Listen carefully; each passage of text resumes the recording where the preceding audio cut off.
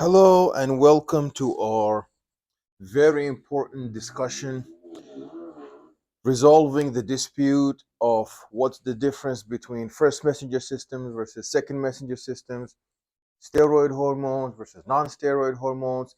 Today we're going to settle once and for all the disputes and the confusion involving G stimulatory proteins, G inhibitory proteins, G coupled protein receptors, calcium calmodulin, second messenger systems, and also phospholipase C, um, membrane enzyme activity leading to diacylglycerol and um, inositol triphosphate systems that manifest ultimately in a target response within the target cell. So, if you pay attention now, you no longer have to suffer or try to understand the differences. This tutorial right here will ensure that we go and digest all the differences between all of the different systems. Okay, so here we have two different systems. So this half here is the steroid hormones. So that's how all steroid hormones work. And this half is divided into three thirds. Number one, we have the G coupled receptor system, and two is also another G coupled receptor system, but it has ultimately different responses. And in the middle here, let's call that three, and this is the calcium calmodulin system. So let's begin with the steroid hormones. So structurally, likes dissolve likes. Lipids dissolve in detergents. Lipids do not dissolve in water because lipids are nonpolar and water is polar. So lipids who are nonpolar dissolve in detergents that are also nonpolar. We know that in this cell or this yellow region that represents our bilayer leaflet, and the core is a hydrophobic core, and the outside are our phospholipids, which represent the polar heads. So we have polar heads and nonpolar tails. So the obviously the blood is polar, has many electrolytes. This plasma is a polar substance. So in the plasma, we have carrier proteins. These carrier proteins carry for us these steroid hormones here in green, and they carry them and they cover them by putting them in the core, in the middle. And once they are near the target cell, they open up, and these endothelial cells undergo endothelial cellular retraction, creating interendothelial gap. These gaps and spaces allow for the passage of our steroid hormone to exit from our intravascular space into this in middle space between the vasculature and the cell, known as the interstitial fluid, ISF. This interstitial fluid then crossing easily the cell membrane through the hydrophobic core, then entering into the cytoplasm. And in the cytoplasm, they may run into a receptor, and the steroid hormone will bind the receptor. That's pathway one, will bind the receptor and then mobilize. That's why they call it the mobile receptor hypothesis, because the steroid hormone will bind the receptor in the cytoplasm and then mobilize to cross the nuclear membrane and swim through the nucleoplasm. So this is the cytoplasm, and this is the nucleoplasm. This is the swimming pool inside the nucleus, and that's the swimming pool inside the cell. So now the receptor is going to swim through the cytoplasm and then cross the same way it crossed the outer cellular membrane. Now it's going to cross the nuclear membrane and it's going to swim in the cytoplasm and then bind a localized region within the DNA and transcribe. transcribe for us mRNA, and this mRNA is going to be translated outside in the ribosome, in the cytoplasm, to give us our target protein. And the target protein can either be a structural or functional protein, and that will be the target response.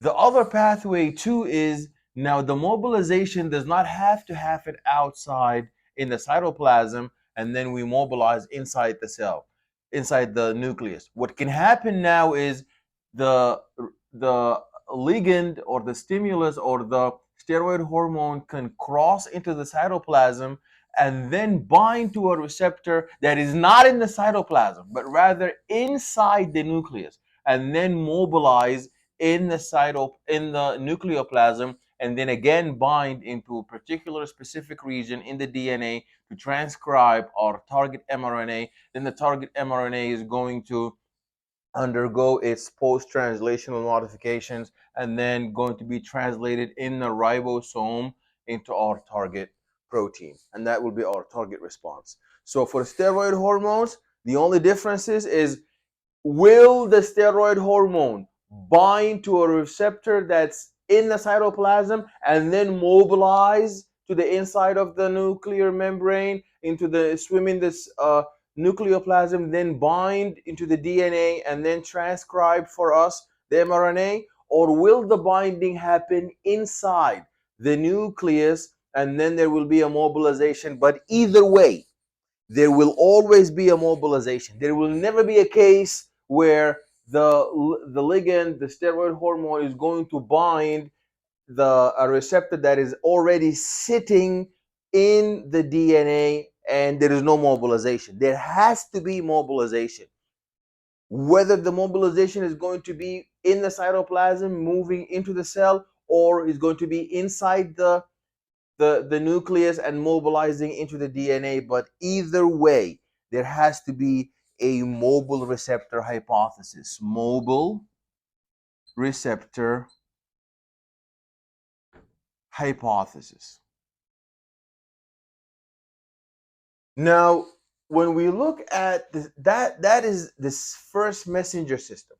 So you have one messenger doing everything. One messenger in the intravascular space, swimming through the blood, getting out into the interstitial, crossing this interendothelial gap, and then swimming in the interstitial fluid, then crossing the cell membrane, and then swimming into the cytoplasm, and then crossing again into the nuclear membrane and swimming in the nucleoplasm, and then binding and mobilizing to give us the target mRNA. This can never happen for non-steroid hormones, because non-steroid hormones, being catecholamines, being polypeptides, being made up of amino acids that have a carboxylic terminal and they have an amino terminal. The problem with that is that they are charged, and that will disable them from being able to cross, inhibit them from being able to cross this lipid bilayer, because they are non-steroid, they are not lipids. So what's going to happen is, by the way, every rule has an exception. There's an exception for every rule. There is one amino acid hormone that is a non-steroid hormone, and that is the thyroid hormone. It's made up of the thyroid. The thyroid hormone is made up of the tyrosine amino acid that is conjugated to iodine. So tyrosine plus iodine.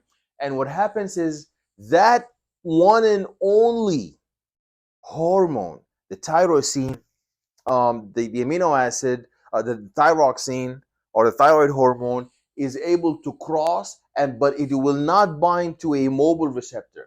That receptor for the thyroid hormone is going to already be sitting, waiting. It's going to be intact, and it's going to be bound tightly into the is going to be bound tightly into the DNA, and that will cause into the DNA, and that will ultimately cause the transcription. So thyroid hormone, already the receptor is already sitting on the DNA waiting for the thyroid hormone to come and bind the thyroid receptor to initiate transcription. But non-steroid hormones will never have the ability to cross the cell membrane or the nuclear membrane, except for the thyroid hormone receptor. And steroid hormones have one of two pathways: either bind to a receptor that's in the cytoplasm, then mobilize, or bind all the way to a receptor that's in the nucleoplasm, then mobilize to the DNA. But either way, there has to be a mobilization. But for the thyroid hormone, there is no mobilization. It binds to an already intact, sitting receptor that is bound to the DNA. Now, let's look now at the differences between the first messenger system and second messenger system. So here we have established that there's no need for a second messenger, because the first messenger is the steroid hormone or the thyroid hormone. Those hormones are able to cross so easily because they are lipids. Now, when we have hormones that are catecholamines or polypeptides, they can never cross. So what they will do is they will bind like a lock and a key to an extracellular receptor, a receptor that is on the outside. Then intercellularly, some changes will happen that will lead to the manifestation of the target response. So we have different second messengers mechanisms. We have different second messenger mechanisms. So the second messenger could either be a G coupled protein receptor target, or it could be calcium calmodulin. So now let's get calcium calmodulin second messenger system out of the way because it's very simple. Then we will dive into the details of the G coupled protein receptors. So with calcium calmodulin, what happens is initially calcium is trying to flow down concentration gradient, down electrochemical gradient. The calcium is trying to flow down electrical gradient where it is more electropositive on the outside of the cell and more electronegative in the inside of the cell. So now the positive is trying to neutralize the negative and flow down gradient. There's also a chemical gradient where there is more concentration of calcium that is trying to diffuse from an area of a higher calcium concentration to an area of a lower calcium concentration. So that represents for us an electrochemical gradient, two gradients, electrical and chemical. But it cannot pass. It will deflect. This is called, you see, that's deflection. It's trying to pass, but the channel is closed. It will deflect. But when the ligand binds, what happens is the channel now opens and calcium starts to flow down our two gradients, our electrical gradient from an area of more electropositive to an area of less electropositive, electrical gradient, and also chemical gradient from an area of a higher chemical concentration to an area of a lower chemical concentration. When calcium enters the cell, originally calmodulin is alone, lonely. It has no calcium bound to it. So it will be in the off stage. But once calcium binds to this inactive off, calmodulin is now going to be activated and turned on. So now we have an on active calcium calmodulin complex, and then the calcium calmodulin complex is going to mobilize to the inside of the nucleus, and that will give us target response. And sometimes have the calcium calmodulin will not have transcription. It will activate protein enzymes that are in the cytoplasm. So now there is no need to enter the cell.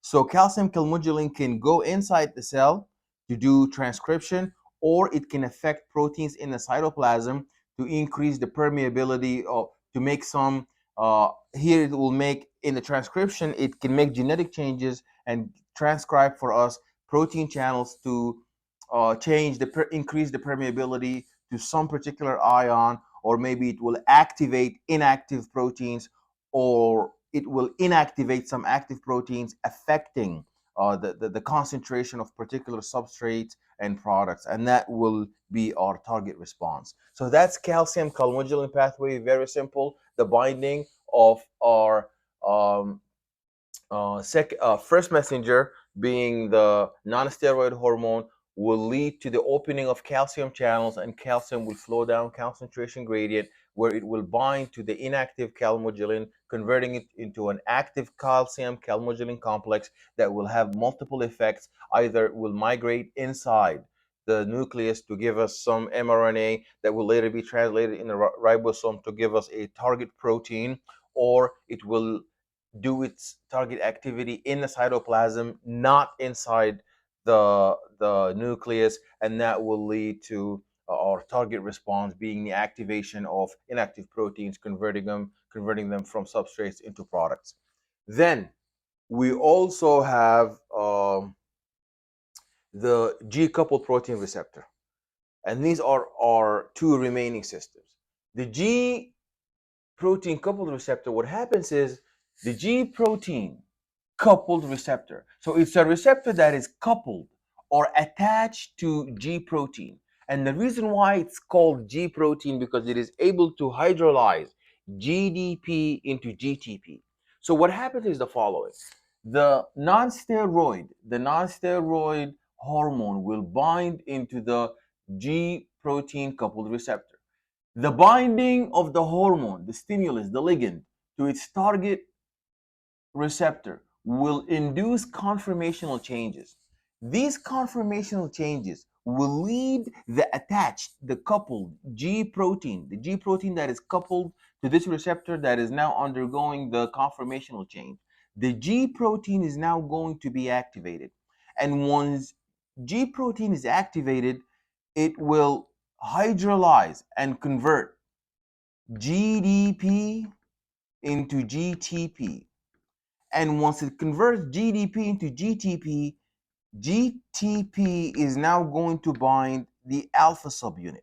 So please remember that we have three compartments that are attached: 1, 2, and 3. The first compartment is the three subunits alpha, beta, and gamma. The second compartment is the G protein, and the third compartment is the receptor. The binding of the ligand to the receptor will induce conformational mechanical change that will cause this G protein to hydrolyze GDP to GTP. Once GDP, guanosine diphosphate, has been hydrolyzed into guanosine triphosphate, it will now recruit the alpha subunit and separate it from the alpha beta gamma complex. And now we will have alpha GTP and beta gamma GDP. So now the GDP will attach to the alpha, to the gamma and beta. So you will now have GDP gamma beta, and then you will have alpha and GTP. So now we have separated our associations. In the beginning, it was alpha beta gamma attached to G protein that is in the GDP form, attached to an inactive G protein coupled receptor. The binding of the ligand will induce conformational change. The conformational change is going to cause G protein to leave GDP and now hydrolyze GDP into GTP. GTP is going to recruit the alpha subunit and exchange, instead of the alpha, going to replace the alpha with GDP. So now we no longer have alpha, beta, gamma attached to the G protein. We now have GDP, beta, gamma attached to the G protein. Where did the alpha go? Alpha is now attached to the GTP. The alpha GTP complex is now going to ultimately activate for us the second messenger, adenyl cyclase. Adenyl cyclase, it's an enzyme that will cyclicize. It's like a cycle. It will cause ATP, that is adenine triphosphates, three phosphate groups, P, P, and P. This three phosphate group ATP is going to be converted to AMP, adenine monophosphate. So how many phosphates did we subtract? We subtracted 2. So minus P and another minus P, we end up with 1, and that is adenine monophosphate. This adenine monophosphate is going to turn on an inactive off protein kinase into an on active protein kinase. And the protein kinase is an enzyme that will phosphorylate. All kinases phosphorylate. So now this turned on protein kinase is going to phosphorylate for us some inactive enzymes that will convert for us our target substrates into products. So it's very important to see how we have an initial inactive G protein coupled receptor that, when bound to our first messenger, will undergo conformational change, and the conformational change will cause the G protein to hydrolyze GDP into GTP, and now there will be different associations. GTP will now recruit alpha, and they will become one complex known as the GTP alpha complex, and then GDP will bind instead of the place of the alpha. So now we will have GDP alpha and GDP gamma and beta, and then alpha GDP is going to go and activate the spinning or the cycling adenyl cyclase, and then adenyl cyclase is going to take ATP adenine triphosphate, convert it into cyclic adenine monophosphate, and then adenine monophosphate is going to activate for us protein kinases, and the protein kinases will phosphorylate for us some enzymes. So that's very important to know. The last system is the phospholipase system, which is also based on G proteins. So the same thing here. The activation of G protein that is not coupled to it's a G protein that, when activated, is going to activate for us a very important enzyme known as phospholipase C. Phospholipase C is going to take for us a phospholipase C is found in the cell membrane.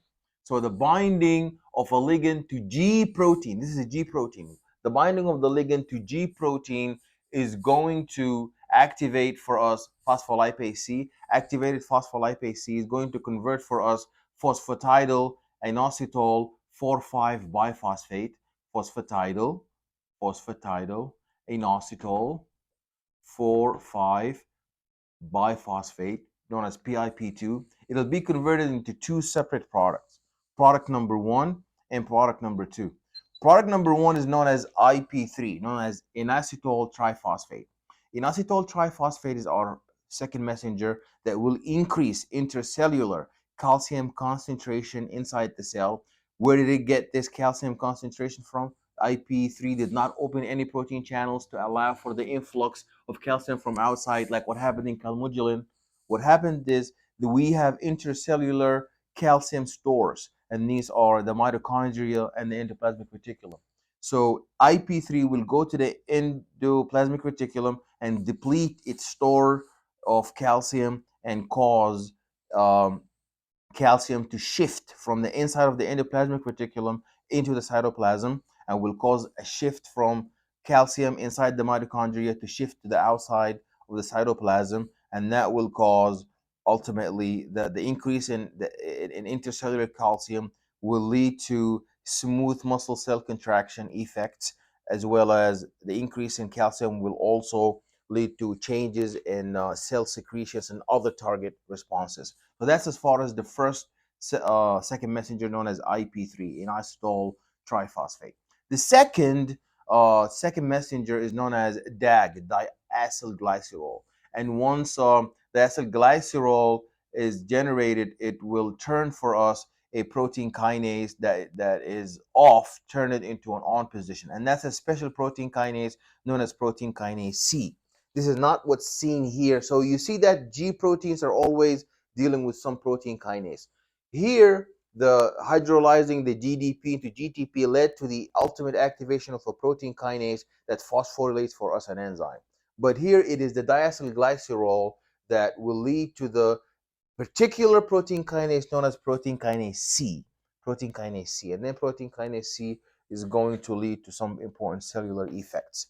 So it's very important for you to understand. On the exam, you will be asked to describe how steroid hormones are going to behave, and you say that they are mobile receptor hypothesis, where you have this hydrophobic steroid hormone carried in the blood, in the polar plasma, that is going to be carried by lipoproteins, carrier proteins that keep it in the core from being in any exposure to this very polar medium inside the in intravascular space. And then once it gets to the target cell, there will be these are endothelial cells. They will retract and they will cause a gap known as interendothelial gap.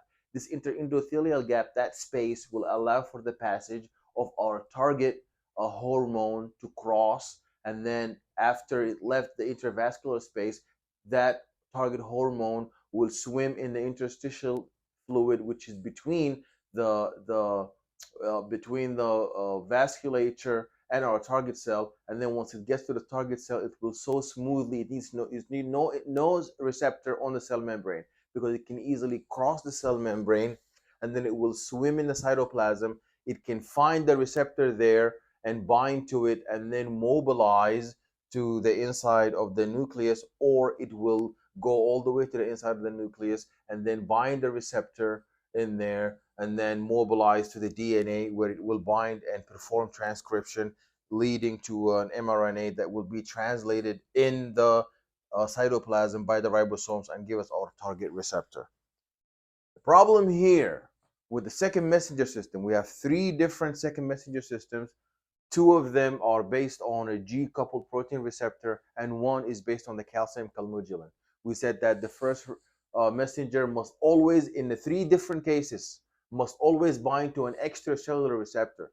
And then after binding to the extracellular receptor, if we're dealing with calcium calmodulin, the binding of the first messenger to the extracellular receptor is going to open our calcium channels to allow for the influx of calcium ions down electrochemical gradient from an area of a higher concentration gradient, diffusing chemically to an area of a lower concentration gradient, and diffusing electrically from an area of more electric potential to an area of a lower electric potential, more electropositive to less electropositive, or more electronegative. And then the calcium is going to come in and bind to the off calmodulin, and together activate a calcium calmodulin complex that will now enter into the nucleus and then transcribe for us the DNA and give us our target mRNA, just like what happened here.